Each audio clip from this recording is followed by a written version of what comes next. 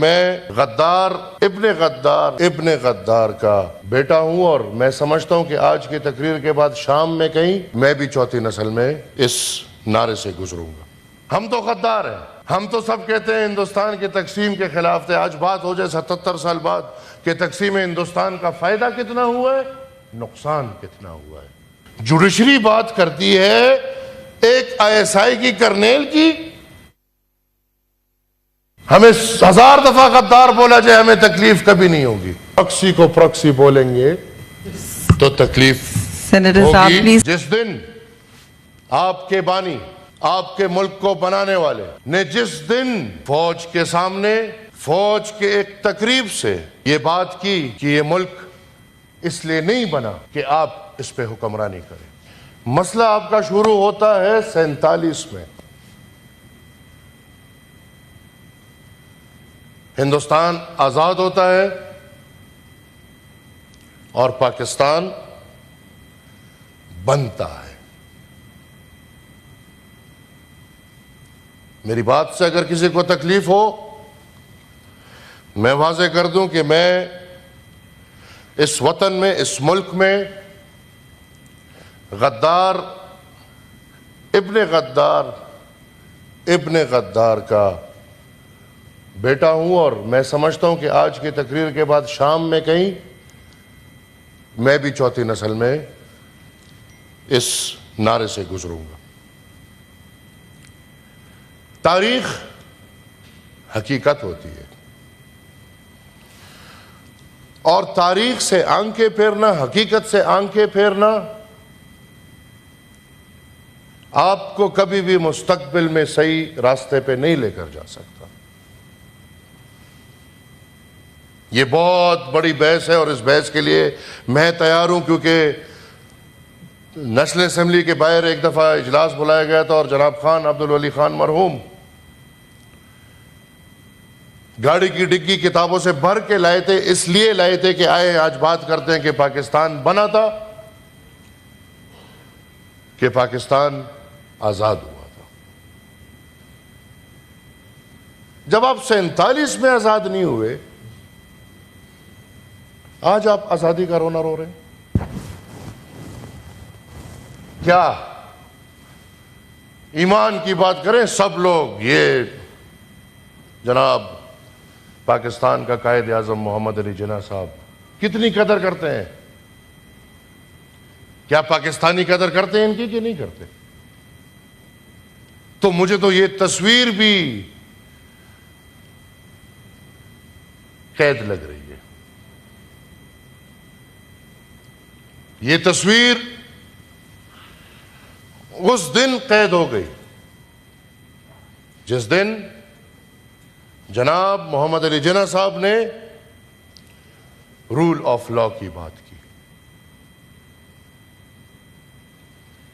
جس دن آپ کے بانی، آپ کے ملک کو بنانے والے نے جس دن فوج کے سامنے، فوج کے ایک تقریب سے یہ بات کی کہ یہ ملک اس لیے نہیں بنا کہ آپ اس پہ حکمرانی کریں، یہ ملک اس لیے نہیں بنا کہ یہاں پہ عوام غلام ہو، بندوق والے کے پاس طاقت ہو، بلکہ آپ محافظ ہیں۔ یہ جو باتیں آج ہم کر رہے ہیں، یہ جناب قائد اعظم محمد علی جناح صاحب کو کرنی پڑی۔ آج تک آپ یہ ملک، یہ وطن، یہ پاکستان کے شہری اس اپنے قائد کو رہا نہ کر سکے۔ آپ کو پتہ ہے پاکستان میں جو پھر قید ہوئے ہیں، تو ان پہ ایک ایسی قید لگا ہے کہ آپ پاکستان میں جناب محمد علی جناح صاحب پہ ریسرچ نہیں کر سکتے۔ تو آئے، آزادی کی بات ہو رہی ہے، ہم تو غدار ہیں، ہم تو سب کہتے ہیں ہندوستان کی تقسیم کے خلاف تھے. آج بات ہو جائے 77 سال بعد کہ تقسیم ہندوستان کا فائدہ کتنا ہوا ہے, نقصان کتنا ہوا ہے. ہم تو چلے غدار ہیں, لیکن آپ میرے معزز اراکین آج جوڈیشری اور ملٹیبلشمنٹ کے لڑائی سے نکل کے کیا میں آپ کے لیے یہ بات اٹھانے کو تیار ہوں, میرے ساتھ کھڑے ہونے کو تیار ہے کہ آج یہ ایوان یہ مطالبہ کرے کہ جو پابندی پاکستان میں جناب محمد علی جناح صاحب کے اوپر ریسرچ کرنے پہ لگی ہے یہ کھول دی جائے, اور میرے سمیت سب کو یہ موقع ملے کہ ہمیں پتہ چلے کہ ہمارے قائد, ہمارے رہبر, ہمارے اس ملک کے بانی محمد علی جناح صاحب کون تھے. بدقسمتی سے یہاں پہ کھیل بینیفیشریز کا اور افیکٹیز کا چلتا آ رہا ہے. کل کا بینیفیشری آج کا افیکٹی ہوتا ہے,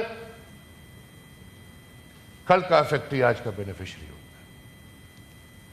جب وہ بینیفیشری ہوتے ہیں ان کو سب قابل قبول ہے, پھر ملک کے ساتھ جو ہو خیر ہے. ہم نے مسنگ پرسن کی بات نہیں کرنی. یہ ابھی بدقسمتی سے قصہ مسنگ پرسن سے شروع ہوا, لڑائی میں آخر میں سینٹ اور یا پارلیمان اور عدالت کو آمنے سامنے ہونا پڑا. 12 اگست 1948 ٹھیک پاکستان بننے کے 1 سال بعد,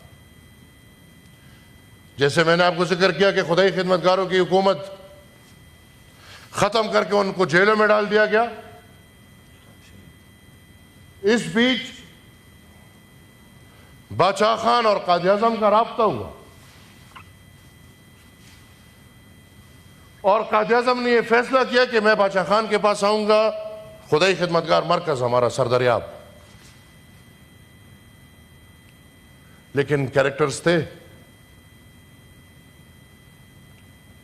وہ باچا خان جو پارلیمان میں آ کے وہ لاز لیتے کہ میں تقسیم ہند کے خلاف تھا, لیکن آج جب پاکستان بن گیا, پاکستان ایک حقیقت ہے, تو آئیں اس پاکستان کو بناتے ہیں. اور وہ انہوں نے اپنی ساری سروسز, خدائی خدمتگاری کی جتنی بھی سروسز تھی, وہ پاکستان بنانے کے لیے محمد علی جناح صاحب کے سپرد کی.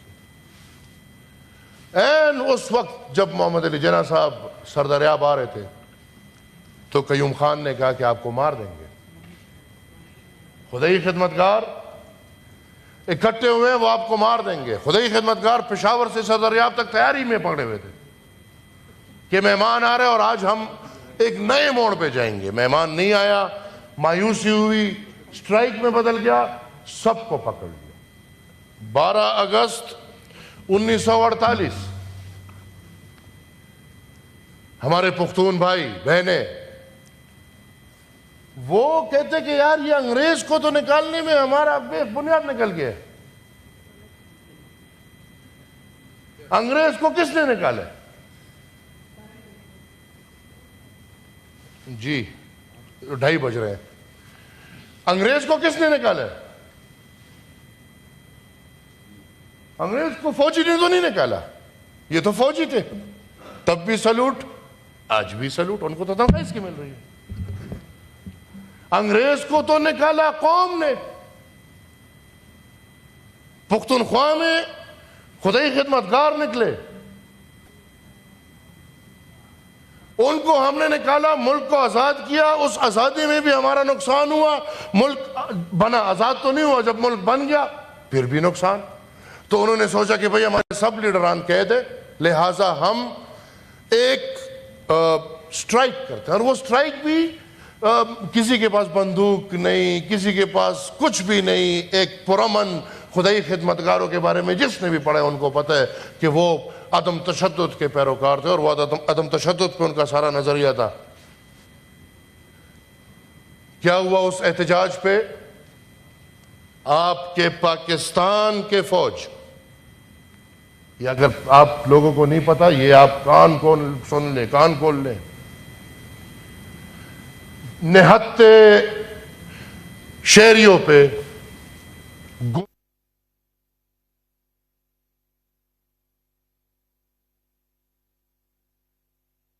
ہمارے چارسدہ کے عورتیں بچے گھروں سے نکل آئے کہ خدا کا خوف کریں، گودوں میں اپنے بچے لے کے آگے، سروں پہ قرآن نکل کے لے آئے کہ آپ کیا کر رہے ہیں؟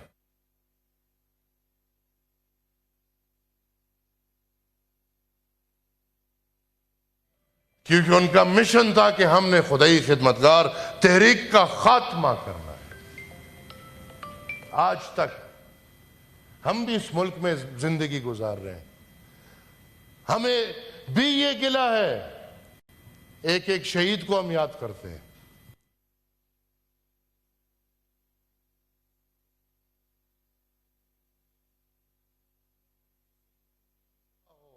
کیونکہ ہم اس سب سے گزرتے ہیں تو ہم اس دکھ میں ہر کسی کے ساتھ ہوتے ہیں، لیکن میرے پاکستان کے بھائیوں بہنوں، آج تک وہ 600 سے اوپر شہداء کا انصاف تو چھوڑ دیں، ان کا ذکر بھی نہیں کیا جاتا۔ مشرق علوم کے اسٹوڈنٹس بیٹھے ہیں، کہیں کتابوں میں بھی یہ بات نہیں سنی ہوگی۔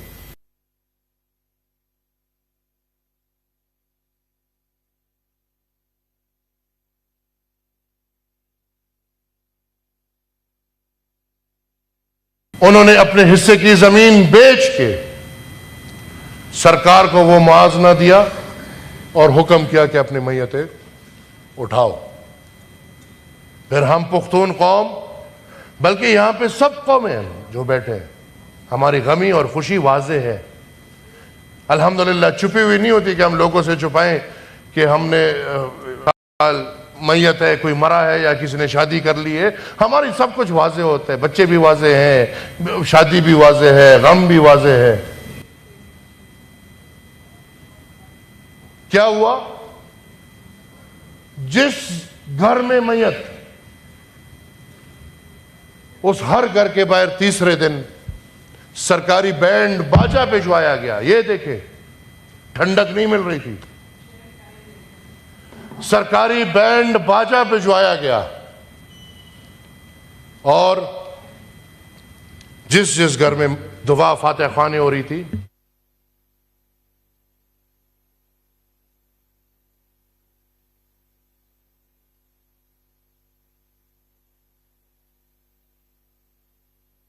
اور آج جس مینڈیٹ کی بات ہو رہی ہے، تو اسی مینڈیٹ کی خاطر جب ہمیں یہ شوق چس کہ نہیں بھائی پنجاب پاکستان ہے اور پاکستان پنجاب ہے اور اس کے علاوہ پاکستان کچھ نہیں، آپ کا ملک دو لخت ہو گیا۔ اور جب ملک دو لخت ہو گیا، بنگلہ دیش میں اس سال 90,000 سے اوپر اللیجیمیٹ بچے پیدا ہوئے۔